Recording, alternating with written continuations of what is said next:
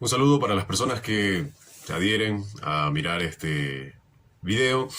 Hoy quiero hacer un resumen de un libro que es bastante corto, pero tiene creo que un mensaje o una idea muy clara de lo que actualmente se vive en este siglo XXI, como dice el propio autor. En este caso es La Sociedad del Cansancio de Jung-Chul Han, espero haberlo dicho bien. Bueno, propiamente ya en materia, el, el autor habla de la violencia neuronal. Ahora en este comienzo de siglo XXI, existen ya enfermedades marcadas como la depresión, los trastornos por déficit de atención con hiperactividad, TDAH, así lo sintetiza, trastorno límite de la personalidad, TLP, y síndrome de desgaste ocupacional. Estas patologías que tienen que ver netamente con la parte mental es las enfermedades de este siglo, ¿no? Del nuevo siglo. En el siglo pasado existía una inmunidad, tanto bueno, era la idea de la inmunidad, tanto a nivel biológico como a nivel social. ¿A qué se refiere en la parte social? Bueno, el autor hace una referencia acerca del enemigo y el enemigo, el rojo y los capitalistas, y los socialistas y los capitalistas. Bueno, entonces existía en la sociedad que ese sentido de extrañeza entre lo que no era propio del sistema o de la sociedad en la que se vivía, y obviamente había que repelerlo. Entonces pasó de un concepto tanto biológico, mejor dicho, propiamente biológico, a algo ya más social, ¿no? Se repelía lo extraño, ¿no? Y esto debido a la otredad, que es una palabra que utiliza el autor, que es el reconocimiento de que existe otro ente diferente o extraño a lo que nosotros somos, ¿no? Entonces, actualmente ya la sociedad se sustrae de una organización o un esquema inmunológico. O sea, ya no existe esa extrañeza.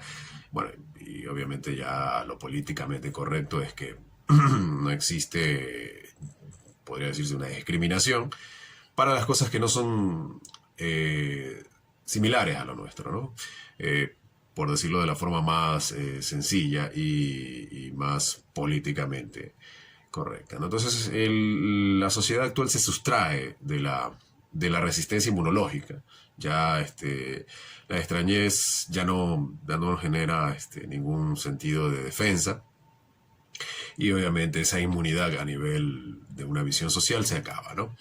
Entonces, actualmente prevalece lo diferente, o sea, lo que se ve como diferente, pero no genera una violencia propiamente de la inmunidad, que como se conoce cuando algún sistema está generando una protección a nivel inmunitario.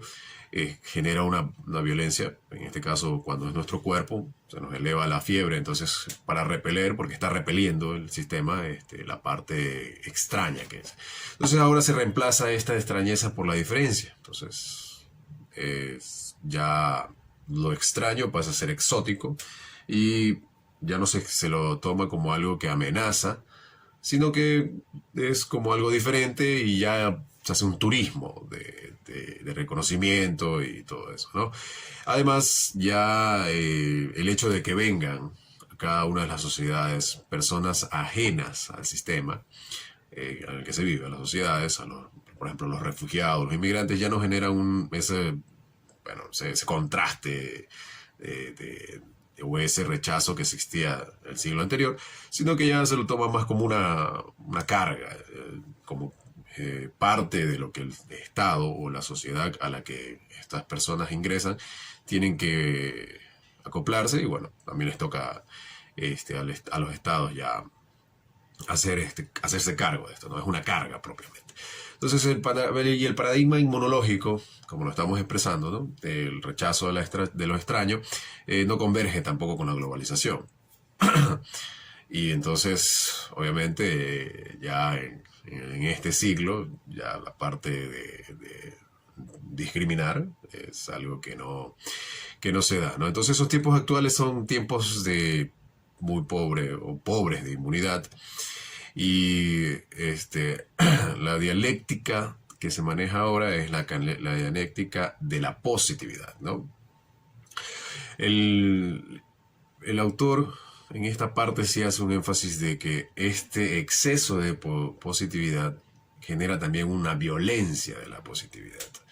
Es en un sentido de lo idéntico, en este caso lo que es positivo para la sociedad no genera ningún rechazo, entonces genera una sobreabundancia de esta positividad que es adherirse o a apañar a cada una de las cosas que se van apareciendo y no genera ni siquiera un sentido de defensa, ¿no? Ya no es necesario.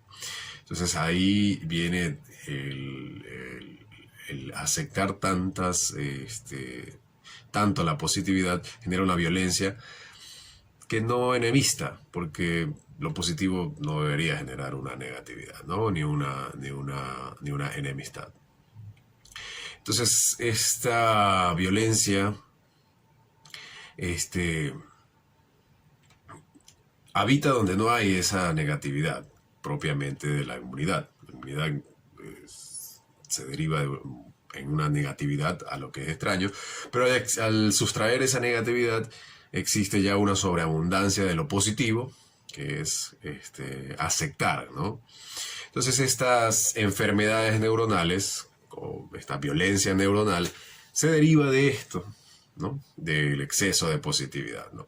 Colapsa la persona porque tiene una sobreabundancia de lo positivo, según lo del autor. Desde ahí parte ya a hacer un análisis de la sociedad, en este caso la sociedad del siglo XXI, que ya no es una sociedad disciplinaria. El siglo anterior, la sociedad que estaba marcada por la negatividad, que es propiamente las prohibiciones, las leyes, las obligaciones, las normas. Entonces en este siglo ya no existe esa sociedad disciplinaria, sino una sociedad de rendimiento. Se sustituye esa negatividad del no, del prohibido hacer ciertas cosas, los roles que se establecían. Bueno, las mujeres tenían sus roles, los hombres tenían sus roles, incluso habían, podríamos decir que hasta roles por razas. Entonces ya el siglo XXI no es un siglo de negatividad que va derivada a la prohibición, al no, a las leyes o a las obligaciones que tenía cada uno, ¿no? Se sustituye el no por el poder, el que se puede hacer todo. Se reemplaza a la prohibición, por ejemplo, prohibición por proyectos, o sea, nada está prohibido, entonces puedes ir creciendo en muchos aspectos, haciendo muchas cosas sin la parte negativa que te prohíbe, y las iniciativas reemplazan a los mandatos, a las leyes, ¿no? Entonces, el siglo pasado, que era un siglo de prohibiciones, generaba gente loca, si podríamos sintetizarlo así, por cuestiones de índole mental, y criminales eran personas que violaban las normas o los protocolos o las obligaciones. Ahora este siglo es un siglo de depresivos y fracasados. Depresivos a nivel neuronal, como lo manifiesta la depresión, los síndromes o los trastornos que actualmente existen y fracasados, ¿no? Al abrir el aspecto de la prohibición y que todo se puede, entonces a veces no se puede hacer todo, ¿no? Y eso genera un colapso para las personas que no alcanzan, o la gente que no alcanza a alcanzar muchas más cosas de las que físicamente podrían estar limitados, ¿no? Entonces, aumentar la productividad, ser más productivos, se sustituye la disciplina por el rendimiento, o sea, más allá de ser disciplinado en hacer ciertas cosas, tú puedes rendir más, puedes dar más, ese poder hacer es más efectivo que las obligaciones o los deberes que tienes que hacer, que tienes que cumplir, ¿no? De ahí tomo un texto de Alan Ehrenberg, acerca de la enfermedad, o lo que hace referencia Alain Ehrenberg. El éxito de la depresión comienza en el instante en que el modelo disciplinario de gestión de la conducta, que de forma autoritaria, lo que decía, ¿no?, prohibía y otorgaba los papeles tanto a las clases sociales como a los dos sexos, se abandona, o sea, se lo deja de lado. Ya todo es posible, a favor de una norma que induce al individuo a la iniciativa personal. O sea, ya todo es posible, tú puedes hacer lo que tú desees, simplemente tienes que tener esa iniciativa, ¿no? Y esa frase común que lo dice, sé tú mismo, ¿no? O sea, devenir a ti mismo, en ti mismo, o sea, hacer algo. Entonces, genera esa depresión, según Alain, el cansancio de tratar de ser uno mismo, el devenir en uno mismo, que en algunos casos podríamos decir que hay leyes naturales que prohíben cosas, así que no todo es alcanzable. Entonces, devenir en ser uno mismo causa ese cansancio, ¿no?, ese esfuerzo, ¿no? De ahí quienes no lo consiguen, que es en su mayoría los que generan problemas ya de depresión y otro tipo de síndrome, ¿no? Y pertenecer a sí mismo, según Alain, es lo que genera esa depresión, ¿no? El fracaso de venir en el mismo cuando no pueden, ¿no? Porque es una presión por el rendimiento, el síndrome de desgaste ocupacional, es básicamente esto de querer rendir porque todo es posible. Y esto genera también un cansancio en el alma, según las expresiones y lo que comenta en su libro Alain, ¿no? Ya ahí la depresión habita o toma fuerza donde no hay la prohibición, donde no hay los mandatos, sino que solamente la responsabilidad y la iniciativa. Tú tienes la responsabilidad y tienes la iniciativa de hacer lo que tú desees, porque todo es posible, para generar todo lo que tú quieras conseguir. Esta sociedad que cada vez dice que te puedes levantar temprano, que si tomas cierta cantidad de alimentos, que si trabajas más horas. Entonces, bueno, un poco de esa historia común que vemos día a día, de que todo es posible. Ese exceso de positividad ante esa ya indefensa sociedad, que ya no repele lo extraño, se posiciona porque ya el individuo ya no tiene esa soberanía de decir no todo es posible. Entonces se convierte en un animal laborans, palabras propias que usa el texto, y ese animal laborans, que es un sujeto que trabaja, que vive trabajando, porque todo es rendimiento y todo es posible y todo hay que alcanzarlo para venir en uno mismo y tener éxito y conseguir cosas, hace que él se explote a sí mismo. Y lastimosamente ni siquiera por una coacción externa, sino ya esa presión de uno mismo o de la persona que quiere seguir rindiendo, entonces hace que se sobreexplote. Entonces, esto de aquí genera la depresión de no poder más en algunos momentos, porque obviamente va a llegar un punto en que hay que parar para poder tomar un respiro y pensar. Genera un cansancio, entonces ya ese no poder, o mejor dicho, que no puedes poder más. Cuando ya estás exhausto, se genera un cansancio ya a nivel de fatiga emocional, mental, y se da cuenta que nada es posible. Pero la única forma de que uno se dé cuenta de que nada es posible es en esta sociedad donde se supone que todo es posible, ¿no? Que nada es imposible. Entonces, al no poder hacer más, existe un autorreproche, una autoagresión, que es una depresión, básicamente, dada por este exceso de positividad. ¿Ya? Y esto genera la libertad que se supone que daría el poder hacer las cosas como uno la quiere hacer.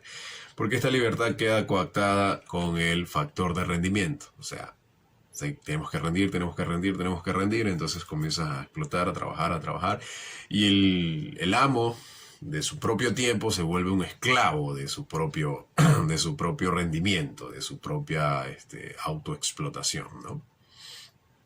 Y pareciera ya una libertad, pero es una libertad paradójica. Entonces ahí se asocia la sociedad del rendimiento, va atada con estas problemas mentales o estas patologías psíquicas de esta libertad paradójica. También menciona sobre el aburrimiento ya una parte del libro. El aburrimiento le otorga tomando los textos de ciertos autores, le otorga un factor fundamental para la creatividad, ¿no? Entonces, el exceso de positivismo hace que la gente tenga también exceso de estímulos, de información, de impulsos, lo que se conoce como el multitasking o administración del tiempo, que no es ni siquiera un progreso, porque la referencia es que el multitasking o las multitareas, o de hacer varias cosas al mismo tiempo, es propiamente de los animales, sobre todo los animales salvajes, que tienen que estar atentos a lo que van a comer, tienen que estar atentos a las crías, tienen que estar atentos al entorno, no vaya a haber una amenaza. Entonces un animal salvaje es una especie que está con varias tareas al mismo tiempo, pero el ser humano es la única especie que puede mantener una contemplación en algo, enfocarse en algo sin necesidad de estar atento a varios puntos a la vez, ¿no? Estos desarrollos sociales que ahora se han dado, que se dan en el siglo XXI, cambian la estructura de la atención, ¿no? Y bueno, el autor dice que lo asemeja un poquito más al salvajismo, o sea, ya como las especies que tienen que estar en varias cosas al mismo tiempo, pero por supervivencia, ¿no?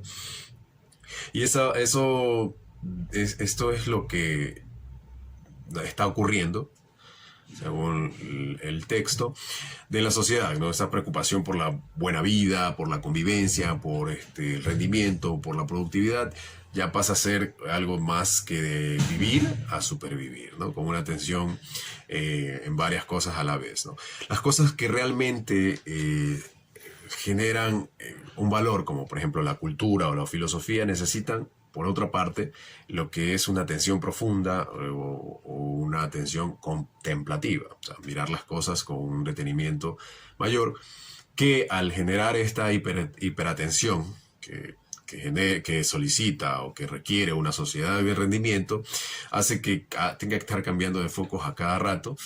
Y cuando la persona pasa muy ocupada en varias cosas a la vez, no genera, bueno, no tiene tiempo para aburrirse. Y al no tener tiempo para aburrirse, no tiene ese espacio que el aburrimiento da para la creatividad.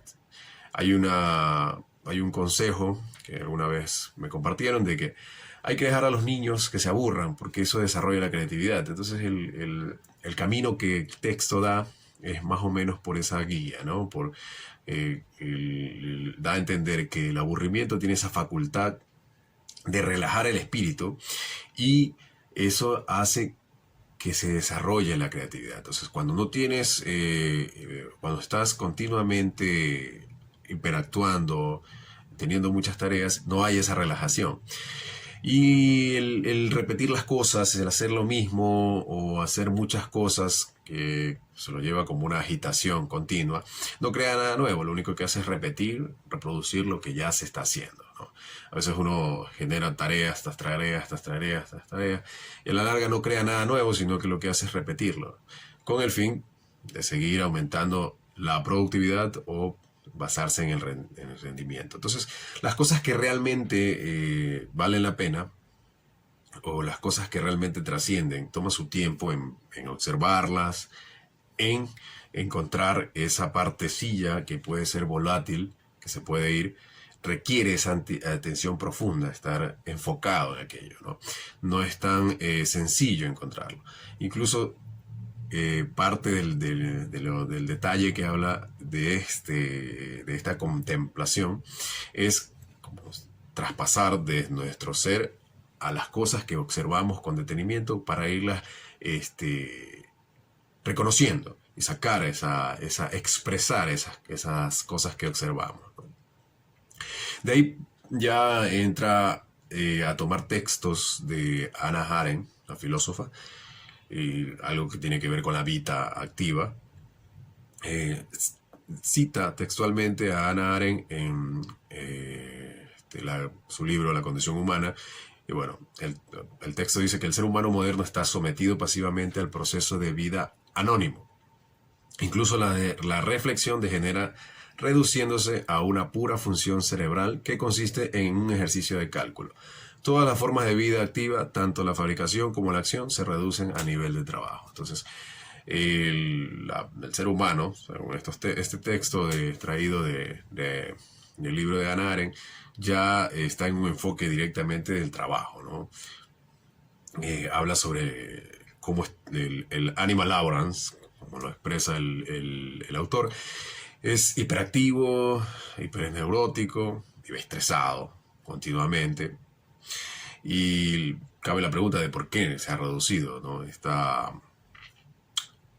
Este conjunto de actividades netamente a lo que es trabajo y agitación nerviosa.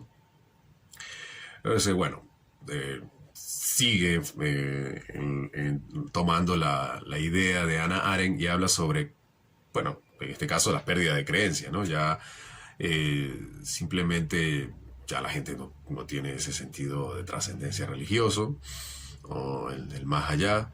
Incluso ya pierden el sentido de la realidad, ¿no? Para ellos la vida se convierte en algo muy efímero, muy rápido. Hay que conseguir las cosas ya, conseguirlas porque de esta, como dice por aquí, de esta no hay otra.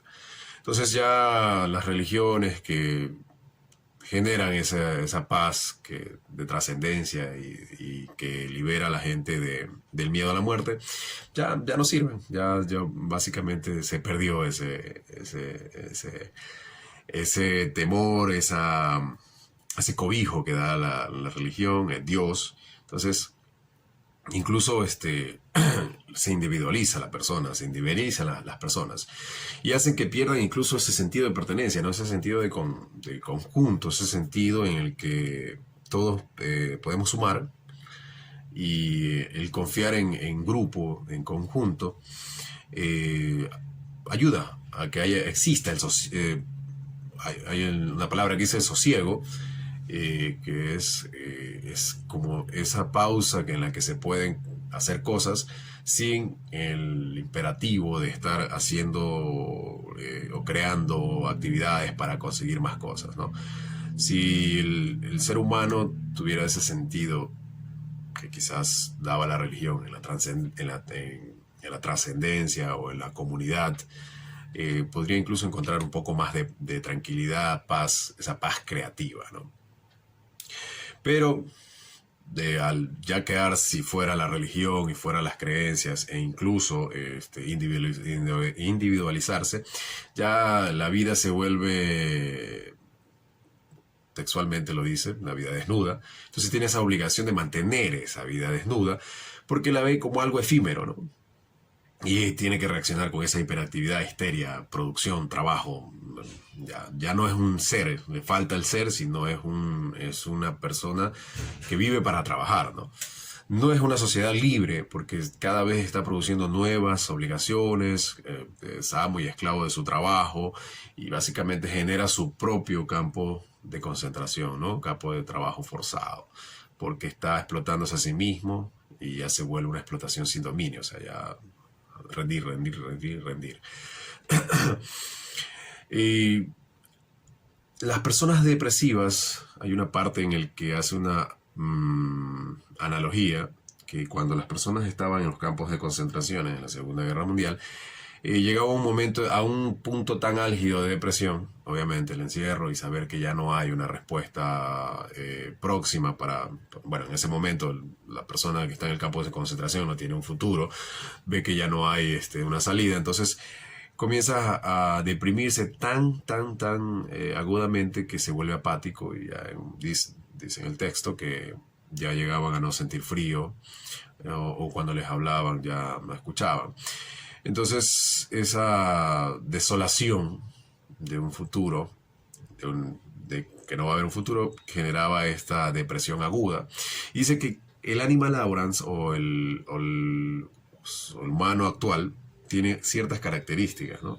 de esta de este síndrome depresivo que se generaba en los campos de concentración. Bueno, pero hace una referencia ahí de que tenemos las mismas características en algunos casos, pero bueno, estamos más nutridos y algunas veces obesos, ¿no? Ya la capacidad de acción, de pensar, de contemplar ya queda reducida a unos pocos, ¿no?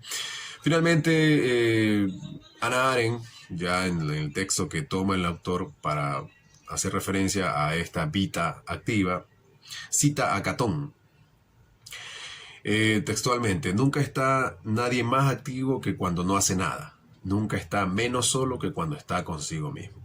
Entonces ya aquí Hannah Arendt habla a favor de la vida contemplativa, o sea, esa pausa para mirar y enfocarse en algo hasta descubrir cosas que no se ven a simple vista, que se pierde gracias al nerviosismo y la histeria que vive la sociedad moderna. Hay un texto también que cita de Nietzsche. Bueno, aquí literalmente dice, hay que aprender a no responder inmediatamente a un impulso, controlar los instintos que inhiben y ponen término a las cosas. La hiperactividad agudiza las actividades, según lo que redacta el texto, y eso genera una hiperpasividad. O sea, básicamente lo que hace es ralentizar el proceso de hiperactividad. Esto es más o menos como, hago una analogía que conozco un poco, esto es más o menos como cuando vas vendiendo mensualmente un pronóstico, pero llega un punto que llaman en las estadísticas, un punto en donde ya seguir vendiendo más generaría pérdidas. Entonces es más o menos el enfoque que da, ¿no? Tanta hiperactividad comienza a colapsar al ser humano. Entonces ya no hay esa velocidad que se pensaba mismo al inicio, porque obviamente ya es una persona quemada, una persona que ya ha ido sobrepasando sus propios límites, ¿no? Y al repetir, simplemente hace prolongar lo que ya existe, no crea nada nuevo. La creatividad requiere, según la referencia, esa partecita negativa, esa partecita de la prohibición, esa parte de la interrupción, de decir, ¿sabe que no? Entonces, al generar esa interrupción, puede sacar de su hiperactividad, ¿ya? Genera una pausa, entonces ya puede crear un nuevo estado, ¿no? O sea, deja de hacer lo mismo y hace un cambio que puede crear algo nuevo. Pero si sigue haciendo lo mismo continuamente todos los días, lo que hace es fundirse o fundir la máquina y incluso quitar ya la rabia que genera la inconformidad o la rabia que cuestiona el presente. Seguir haciendo con esta hiperactividad muchas cosas solamente por el hecho de rendir hace que incluso hasta esa inconformidad, que muchas veces se traduce en rabia, ¿no? La rabia es ese factor emocional que hace pensar el presente y decir, bueno, ¿y por qué? Y comienza a hacer esa interrupción y dice, ok, yo hasta aquí ya quiero hacer un cambio.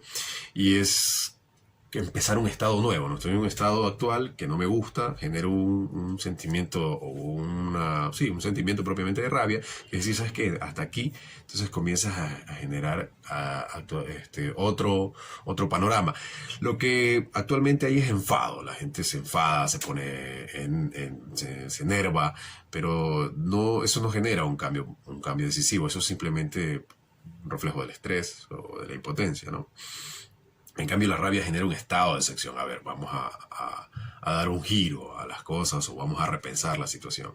Entonces, pensar demasiado un mundo positivamente totalizado, lo que hace es sustraerse incluso la rabia. Ya no existe esa rabia o ese sentimiento negativo de decir, sabe que esto no está bien, ¿no? La gente se llena de positividad que no genera ningún cambio, ¿ya? Y no hay incluso ya los sentimientos de tristeza o de miedo, porque uno dice, bueno, si seguimos así no vamos a llegar a ningún lado y cosas así, ¿no? Tanta hiperactividad y positividad, ya ni siquiera esos sentimientos llegan. ahí la gente se ha vuelto, o la sociedad, los humanos se han vuelto máquinas de rendimiento, ¿no? Máquinas de rendimiento autistas, dice el autor. Maximizar el rendimiento elimina todo sentido de negatividad, todo sentimiento de cambio, e incluso llega a un punto de ralentizar esa aceleración. O sea, ya ni siquiera puedes rendir más, sino que ya es como un retroceso por el mismo desgaste. Entonces Hegel menciona aquí, da un sentido útil a la negatividad como algo que llena de vida a la existencia. ¿Ya? Si uno solamente piensa que las cosas se pueden hacer todo sin hacer una pausa de no hacer, o sea, simplemente decir, ¿sabes?, hasta aquí por el momento, entonces lo que genera es una hiperacción mortal, o sea, dale, se funde la máquina. Al igual que si uno solo pasa pensando en algo y no hace reflexión de las cosas que piensa, sino que está pensando en una cosa, en otra cosa, en otra cosa, también genera ese giro ya supersónico que no lleva a ningún lado, ¿no? O sea, hay que pensar, pero también parar un momento, reflexionar sobre lo que se ha estado pensando o lo que se ha estado mentalizando, y luego de esa reflexión seguir pensando en lo que va a darse, ¿no? Bueno, ya aquí el panorama de la visión, ¿no? Tanto cómo las enfermedades mentales modernas están aquejando a la sociedad, una sociedad del rendimiento, que es de personas que trabajan, viven para trabajar, y eso les genera una hiperactividad que no les permite pensar, que no les permite tomarse una pausa, crear cosas nuevas, y no repite lo mismo. Ya el autor hasta ese punto solamente hace referencia a lo que hay inmerso en esta sociedad del rendimiento. No pretende generar una solución, es simplemente una visión del panorama actual. Pero bueno, dicen que la filosofía quizás no da las respuestas, pero plantea las preguntas de manera adecuada como para resolver, ¿no?, los problemas. Yo tenía una persona que me decía que un problema bien planteado es el 50% de la solución. Entonces creo que es lo que el autor ha querido aquí manifestar. Al final cierra con la mención de el cansancio, ¿no?, la sociedad del cansancio. La sociedad del rendimiento es una sociedad del cansancio, probablemente, pero un cansancio, un agotamiento excesivo, ¿ya? Y estos estados que mencionamos, estos estados mentales, psíquicos, problemas, estos síndromes, se dan por el exceso de positividad, de que puedes hacer todo, ¿no? Una sobreabundancia de la positividad, que incluso genera hasta podríamos decir, un infarto del alma, ¿no?, de tanto darle a lo mismo, solamente por rendir, por alcanzar cosas, por producir, por trabajar. O sea, hay el cansancio, pero es ese cansancio de una sociedad que no para porque quiere seguir rindiendo, y termina siendo un cansancio individualista, un cansancio a solas, o sea, el cansancio de alguien que ya se fundió y se queda aislado, dividido del resto de las personas. Pero hay una contrapropuesta, o algo que se contrapone a esto, que es el cansancio elocuente. En palabras sencillas, es cuando uno se cansa, toma una pausa y no piensa en su cansancio aislado, sino que piensa en el cansancio en su entorno, ¿no? Porque también el entorno tiene ese involucramiento en su sentir, ¿no? Entonces él es parte del mundo, ese mundo que podría estar también cansado, y al mismo tiempo ese mundo es él, ¿no? Entonces hay una interacción un poco ahí metafóricamente. Entonces no solo ves el cansancio tuyo, sino ves el cansancio de los otros y se hace una sinergia. Entonces, ese cansancio elocuente es un cansancio que inspira, un cansancio en el que hablas, generas una comunicación con las personas que estás en su entorno, porque ya dejaste de rendir, dejaste de hacer una actividad que te estaba eh, generando un hipercansancio, ¿sí? Y comienzas a comunicarte y a hablar, y es un factor que genera sosiego o una pausa que ayuda a crear esa inspiración para hacer cosas nuevas, ¿no? Entonces el cansancio que inspira es ese cansancio elocuente que proviene también de ese decir, no, hasta aquí no más, vamos a ver qué se puede hacer de diferente.